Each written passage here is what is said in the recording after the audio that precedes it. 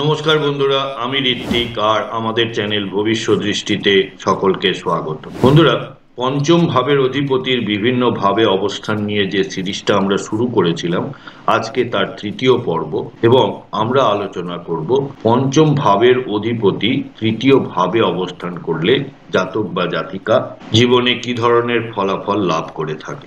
সাহস, প্রতিভা ও যোগাযোগের মাধ্যমে সাফল্য, যেখানে বুদ্ধি মেশে কর্মে সেখানে জন্ম নেয় নেতৃত্ব ও প্রতিভার উজ্জ্বলতা।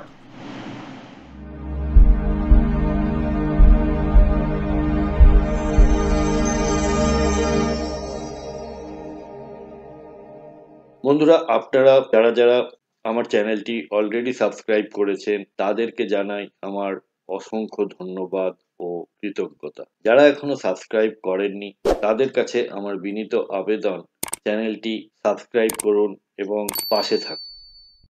পঞ্চম ভাব বলতে আমরা বুঝি বুদ্ধি, শিক্ষা, সৃজনশীলতা ও চিন্তা শক্তি। আপনারা জানেন পঞ্চম ভাব একটি কোন স্থান। পঞ্চম ভাব মানে প্রেম, আনন্দ ও রোমান্টিক সম্পর্ক, সন্তান ও তাদের সাফল্য, পূর্বজন্মের পুণ্য ও কর্মফল, শেয়ার মার্কেট, জুয়া এবং আকস্মিক লাভ। বন্ধুরা, তৃতীয় ভাব বলতে আমরা বুঝি মূলত সাহস, আত্মবিশ্বাস ও উদ্যোগ, অর্থাৎ আপনার পরাক্রম, ভাই বোন, বন্ধুত্ব ও সহযোগিতা। ভাই বোন বলতে এখানে ছোট ভাই বোনের কথা বলা হয়েছে। যোগাযোগ, লেখা, প্রকাশ ও শিল্প, ভ্রমণ ও কণ্ঠ প্রতিভা। এবারে মূল বিশ্লেষণে আসি। পঞ্চম অধিপতি যখন তৃতীয় ভাবে আসেন তখন জাতক কর্মঠ, বুদ্ধিদীপ্ত ও আত্মবিশ্বাসী হয়। নিজের প্রতিভা, যোগাযোগ বা লেখার মাধ্যমে খ্যাতি অর্জন করে। ভাই বোনদের সঙ্গে সম্পর্ক মজবুত থাকে। প্রেম ও সৃজনশীল কাজের মাধ্যমে জীবনে অগ্রগতি ঘটে। এবারে শুভ প্রভাব যদি থাকে তাহলে সাহস ও আত্মবিশ্বাসে সাফল্য, শিক্ষা, লেখা ও শিল্পে প্রতিভা বিকাশ, ভাই বোনদের সহযোগিতা পাওয়া যায়, প্রেম ও সৃজনশীল কাজে অগ্রগতি। আর যদি তৃতীয় ভাবে কোনো অশুভ গ্রহ সহাবস্থান করে বা অশুভ গ্রহের বা পাপক গ্রহের দৃষ্টি থাকে, সেক্ষেত্রে জাতক বা জাতিকা যে অশুভ রেজাল্টগুলি পেয়ে থাকেন সেটি হলো অহংকার ও অতিরিক্ত আত্মবিশ্বাস, ভাই বোনদের থেকে দূরত্ব, প্রেমে বিভ্রান্তি ও মানসিক অস্থিরতা, অতিরিক্ত প্রতিযোগিতার মানসিক চাপ।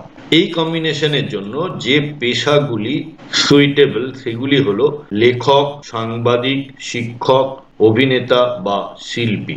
যোগাযোগ, মিডিয়া বা পাবলিক রিলেশন, মার্কেটিং, সেলস বা পরামর্শদাতা পেশা, ব্লগিং, ইউটিউব বা কন্টেন্ট ক্রিয়েশন। প্রতিকার হিসেবে আপনাদের বলি, প্রতিদিন গণেশজির উপাসনা করুন, লেখালেখি বা সৃজনশীল কাজে সময় দিন, ভাই বোনদের সঙ্গে সুসম্পর্ক বজায় রাখুন, আত্মবিশ্বাস বজায় রাখুন কিন্তু অহংকার নয়, অহংকার থেকে দূরে থাকুন।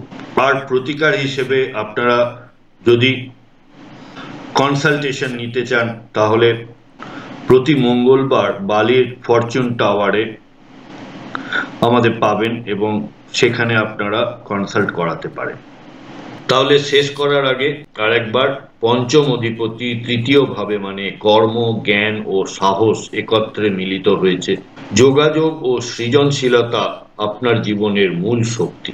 নিয়মিত অধ্যবসায় ও বিনয় বজায় রাখলে জীবনে স্থায়ী খ্যাতি ও সাফল্য আসবেই। আপনাদের কারোর পঞ্চমপতি কি তৃতীয় ভাবে অবস্থান করছে? আপনারা জীবনে কি ধরনের ফলাফল পেয়েছেন? যদি আমাকে কমেন্ট বক্সের মাধ্যমে লিখে জানান। বন্ধুরা, প্রতিবেদনটি কেমন লাগলো আমাকে অবশ্যই লিখে জানাবেন কমেন্ট বক্সের মাধ্যমে। যদি ভালো লেগে থাকে তাহলে একটি লাইক করবেন আর আত্মীয় স্বজন বন্ধু বান্ধবের সাথে শেয়ার করতে ভুলবেন না। আজকের পর্ব এখানেই শেষ করছি। সাথে থাকার জন্য অনেক ধন্যবাদ।